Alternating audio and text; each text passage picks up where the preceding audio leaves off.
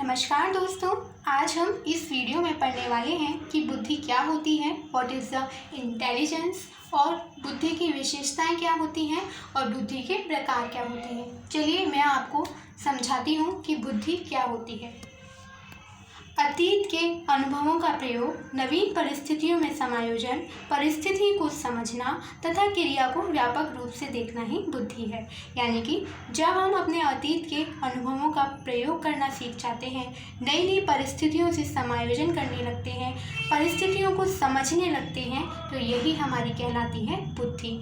जिसमें जितनी अधिक बुद्धि होती है वो जल्दी से अनुभवों का लाभ उठाना शुरू कर देता है, नई नई परिस्थितियों में जल्दी से समायोजन करना सीख जाता है, क्रिया को व्यापक रूप से देखने लगता है।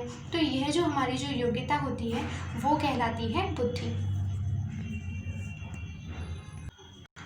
आपने पढ़ा बुद्धि क्या होती है। अब मनोवैज्ञानिकों का क्या मत है वो पढ़ते हैं। बुद्धि व्यक्ति की जन्मजात शक्ति होती है और उसकी सब मानसिक योग्यताओं का योग एवं अभिन्न अंग है।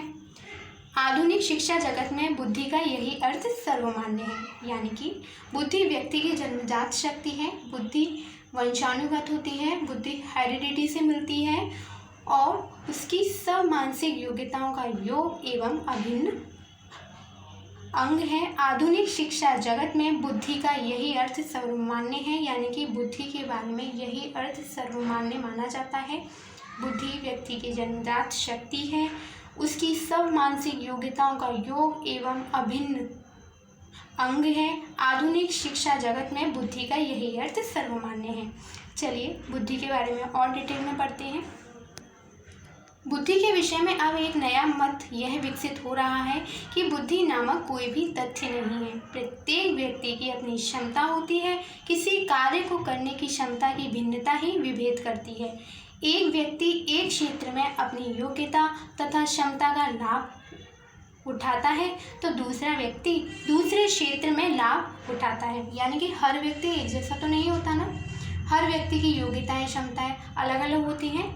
वही इसमें समझाया है कि प्रत्येक व्यक्ति की अपनी योग्यताएं होती हैं, अपनी क्षमताएं होती हैं और अपना क्षेत्र भी अलग अलग होता है। कोई किसी फील्ड में अच्छा होता है तो कोई किसी फील्ड में अच्छा होता है। यही बताने का प्रयास किया गया है कि प्रत्येक व्यक्ति की अपनी क्षमता होती है। किसी कार्य की करने की क्षमता की भिन्नता ही विभेद करती है। अलग अलग कार्य करना पसंद करते हैं सब लोग, एक जैसा कार्य करना तो पसंद नहीं करते ना। एक व्यक्ति एक क्षेत्र में अपनी योग्यता तथा क्षमता का लाभ उठाता है तो दूसरा व्यक्ति दूसरे क्षेत्र में लाभ उठाता है। यही समझाया गया है। एक परिभाषा दी है वो भी मैं आपको समझा देती हूँ। स्टूडर्ट के अनुसार बुद्धि वह योग्यता है जिसमें कठिनाइयाँ, जटिलता, अमूर्तता, मितव्ययिता, उद्देश्य के प्रति अनुकूलता, सामाजिक मूल्य, मौलिकता की आवश्यकताओं की विशेषता हो तथा भावात्मक व्यक्तियों के प्रति सहनशीलता हो। ये किसने कहा? स्टूडर्ट ने कहा। नेक्स्ट हम पढ़ते हैं। अभी हमने पढ़ा कि बुद्धि क्या होती है, ठीक है। एक परिभाषा भी पढ़ ली स्टूडर्ट की। अब हम पढ़ेंगे कि बुद्धि की विशेषताएं क्या होती हैं। बुद्धि की बहुत सारी विशेषताएं हैं, हम उन सबको एक एक करके पढ़ते हैं। सबसे पहली विशेषता है यह व्यक्ति की जन्मजात शक्ति होती है। जैसा कि अभी पहले भी हम पढ़ चुके हैं कि यह वंशानुगत होती है, हमें हेरिडिटी से मिलती है, ठीक है। उसके बाद सेकंड है यह व्यक्ति को अमूर्त चिंतन की योग्यता प्रदान करती है। यानी कि जिस व्यक्ति में जितनी ज़्यादा बुद्धि होती है उसमें अमूर्त चिंतन भी उतना ज़्यादा होता है। यही कहने का प्रयास किया गया है। नेक्स्ट है यह व्यक्ति को विभिन्न बातों को सीखने में सहायता देती है। नेक्स्ट है यह व्यक्ति को अपने गत अनुभवों से लाभ उठाने की क्षमता देती है। यानी कि जिसमें जितनी ज़्यादा बुद्धि होती है ना वो उतना ही ज़्यादा अपने अनुभवों से लाभ उठाना सीख जाता है और गलतियाँ कम करना शुरू कर देता है। पहले जो गलती की थी ना उससे सीख कर आगे बढ़ जाता है। नेक्स्ट है यह व्यक्ति की कठिन परिस्थितियों और जटिल समस्याओं को सरल बनाती है। यानी कि कोई भी अगर जटिल समस्या आती है या फिर कोई भी कठिन परिस्थितियाँ होती हैं तो उसको झट से दूर करने का प्रयास कर लेते हैं। जिसमें जितनी ज़्यादा बुद्धि होती है ना वो उन समस्याओं को सरल बना देता है और जिसमें कम होती है वो उन समस्याओं से या तो घबरा जाता है या फिर छोड़ ही देता है। चलिए नेक्स्ट है यह व्यक्ति को नवीन परिस्थितियों से सामंजस्य करने का गुण प्रदान करती है। यानी कि जिस व्यक्ति में जितनी ज़्यादा बुद्धि होगी वो नई नई परिस्थितियों में जाकर जल्दी से अपना समायोजन कर लेता है, और जिसमें कम होती है वो समायोजन करने में थोड़ा सा समय लगाता है। नेक्स्ट है, यह व्यक्ति को भले और बुरे, सत्य असत्य, नैतिक और अनैतिक कार्यों में अंतर करने की योग्यता देती है। यानी कि बुद्धि है ना, वो भले और बुरे, सत्य असत्य, नैतिक क्या है अनैतिक क्या है, इन सब कार्यों में जो भिन्नता होती है ना वो बुद्धि के द्वारा ही की जाती है। ठीक है। नेक्स्ट है, इस पर वंशानुक्रम और वातावरण का प्रभाव पड़ता है। बुद्धि होती तो जन्मजात है, लेकिन वातावरण का प्रभाव भी बहुत पड़ता है बुद्धि पर।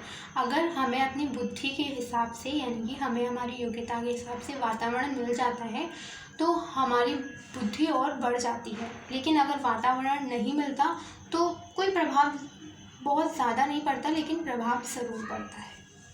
ठीक है। नेक्स्ट है, इसका विकास जन्म से लेकर किशोरावस्था के मध्यकाल तक होता है। यानी कि जन्म से लेकर किशोरावस्था के मध्यकाल तक बुद्धि का विकास ज़्यादा होता है। माना जाता है कि किशोरावस्था में बुद्धि का विकास सबसे ज़्यादा होता है। जन्म से लेकर शुरू होता है और किशोरावस्था के मध्यकाल तक चलता है। नेक्स्ट है, लिंग भेद के कारण बालकों और बालिकाओं की बुद्धि में बहुत ही कम अंतर होता है। ऐसा माना नहीं जाता कि लिंग पूर्वाग्रह, ऐसा नहीं मानते हैं, लेकिन लिंग भेद के कारण बालक और बालिकाओं की बुद्धि में बहुत ही कम अंतर होता है। ज़्यादा नहीं होता, लेकिन बहुत ही कम। ठीक है। ये तो हमने पढ़े बुद्धि की विशेषताएं।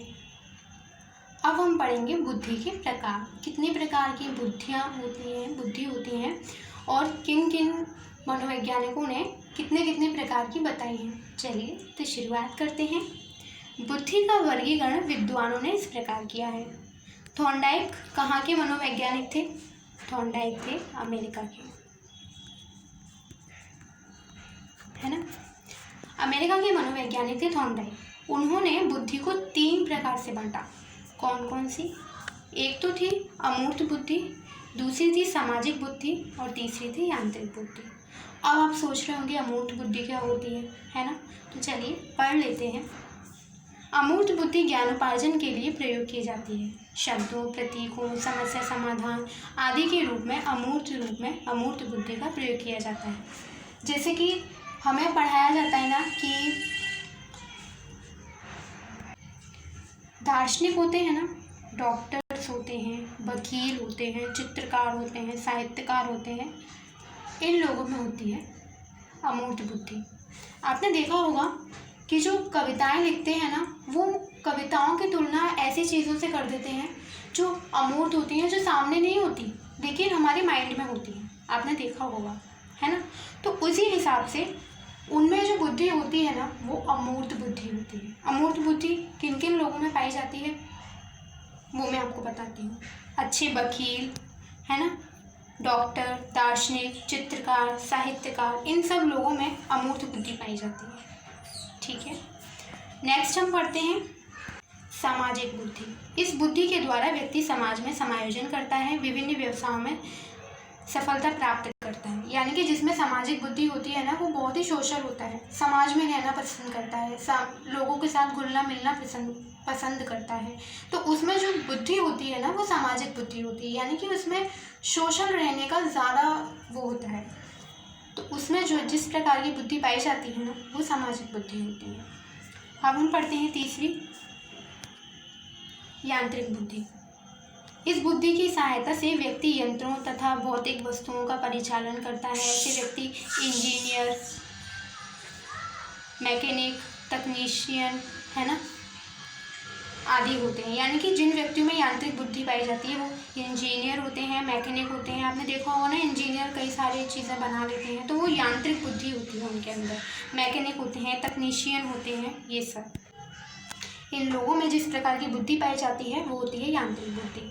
अब हम पढ़ते हैं कि गैरिट ने कितने प्रकार की बुद्धि बताई। हमारा लास्ट टॉपिक चल रहा है, ठीक है। गैरिट के अनुसार बुद्धि के निम्न प्रकार थे। गैरिट ने भी एक बताई मूर्त बुद्धि, दूसरी अमूर्त बुद्धि और तीसरी बताई थी सामाजिक बुद्धि। यानी कि सामाजिक बुद्धि तो थॉर्नडाइक ने भी बताई थी, ठीक है। उसके बाद अमूर्त बुद्धि भी थॉर्नडाइक ने बताई थी, लेकिन गैरिट ने एक अन्य बुद्धि भी बताई, मूर्त बुद्धि, और थॉर्नडाइक ने बताई थी यांत्रिक बुद्धि। यानी कि दोनों सेम सी हैं, लेकिन नाम चेंज कर दिया था गैरिट ने। ठीक है, पढ़ लेते हैं क्या होती है। इस बुद्धि को यांत्रिक बुद्धि भी कहते हैं। मैंने बताया भी थॉर्नडाइक की जो यांत्रिक बुद्धि थी उसी का नाम बदलकर मूर्त बुद्धि कर दिया गया है। ठीक है, इसका संबंध यंत्रों और मशीनों से होता है। जिस व्यक्ति में ये बुद्धि होती है वह यंत्रों और मशीनों के कार्य में विशेष रुचि लेता है। अतः इस बुद्धि के व्यक्ति अच्छे कारीगर, मैकेनिक, इंजीनियर, औद्योगिक कार्यकर्ता आदि होते हैं। जिनमें मूर्त बुद्धि होती है वो मैकेनिक होते हैं, इंजीनियर होते हैं। आपने देखा होगा इंजीनियर बहुत सारी चीज़ें बना लेते हैं, तो वो उनके अंदर जो बुद्धि होती है वो होती है यांत्रिक बुद्धि, जो थॉर्नडाइक ने बताई। और गैरिट ने उसी बुद्धि का नाम बदलकर बताया कि उनमें होती है मूर्त बुद्धि। ठीक है, तो आपको कंफ्यूज नहीं होना है। थॉर्नडाइक ने जो बताई है वो यांत्रिक बुद्धि है, लेकिन जो गैरिट ने बताई है वो मूर्त बुद्धि है। ठीक है, नेक्स्ट है अमूर्त बुद्धि। जैसे कि अभी हम पहले भी पढ़ चुके हैं, इस बुद्धि का संबंध पुस्तकीय ज्ञान से होता है।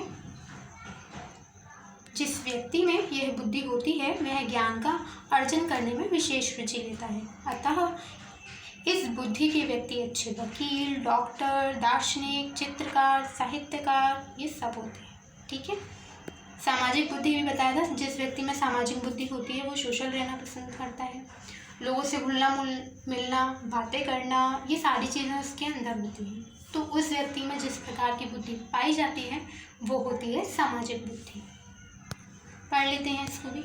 इस बुद्धि का संबंध व्यक्तिगत और सामाजिक कार्य से होता है। जिस व्यक्ति में ये बुद्धि होती है वह मिलनसार होता है। ठीक है, सामाजिक कार्य में रुचि लेने वाला होता है। ठीक है, और मानव संबंध के ज्ञान से परिपूर्ण होता है। अतः इस बुद्धि के व्यक्ति अच्छे मंत्री बनते हैं। देखा है कि बातें करने में ज़्यादा आगे होते हैं। ठीक है, व्यवसायी होते हैं, कूटनीतिज्ञ होते हैं। ठीक है, सामाजिक कार्यकर्ता।